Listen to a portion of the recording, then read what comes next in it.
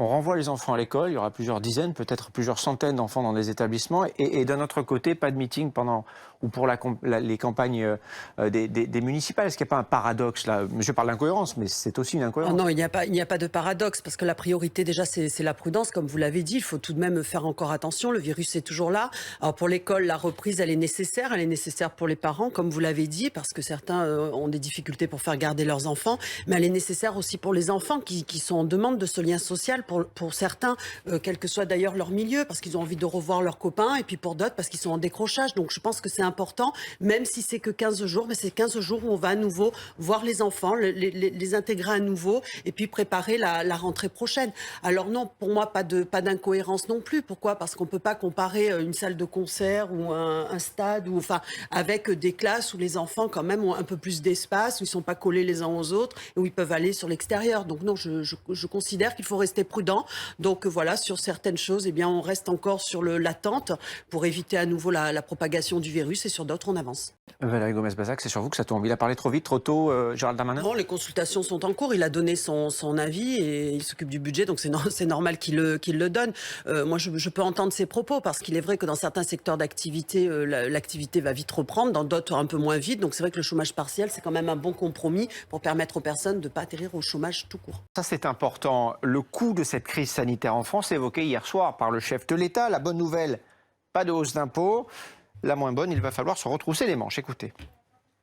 Nous ne financerons pas ces dépenses en augmentant les impôts.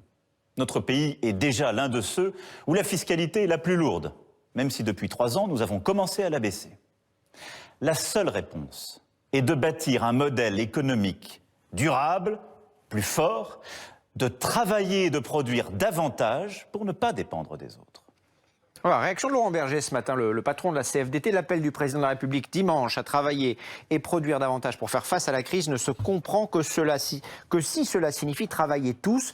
Car s'il s'agit de faire travailler plus de personnes déjà en emploi, c'est inepte. C'est inepte ce qu'il a dit Emmanuel Macron hier soir. Non, mais j'entends aussi les propos de Laurent Berger. C'est-à-dire que c'est vrai qu'il y a un effort collectif qui va devoir être fait. Je veux dire, il ne faut pas être naïf sur ces propos-là. Donc maintenant, il n'y aura pas d'augmentation d'impôts, ok, mais maintenant, il va falloir donc travailler plus et produire plus pour essayer de faire en sorte que l'économie se porte bien. Vous savez, quand le président de la République a utilisé nous avons réussi la gestion de la crise à quelques propos près, vous disiez, mais de qui il parle? Il parle de nous, les Français. Je veux dire, tout le monde a pris ses responsabilités au moment de la crise, quand il a fallu rester confiné, maintenant lors du déconfinement, et demain, eh bien, pour aller travailler, c'est de la même façon, et c'est pas que les salariés, c'est au niveau aussi des chefs d'entreprise et de tous les citoyens. Il va falloir en effet que tout le monde puisse retravailler. Qui va devoir travailler plus? Parce que la question qu'on peut se poser de manière plus générale, c'est comment travailler plus quand le chômage explose? En relançant l'économie, en créant davantage d'emplois, davantage d'opportunités dans certains secteurs prioritaires également. Et c'est cela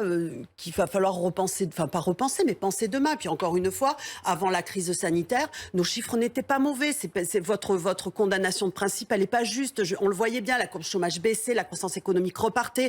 Donc c'est vrai, on a traversé cette crise sanitaire tous ensemble. Maintenant, il faut s'en sortir tous ensemble. Le débat est vif, mais je n'entends sur ce plateau ce matin, et pardon, je vous ai posé la question à tous, aucune solution pour lutter contre ces problématiques-là. Pas de racisme, pas de changement dans la façon dont l'histoire est enseignée. Une fois qu'on a dit ça, qu'est-ce qu'on fait?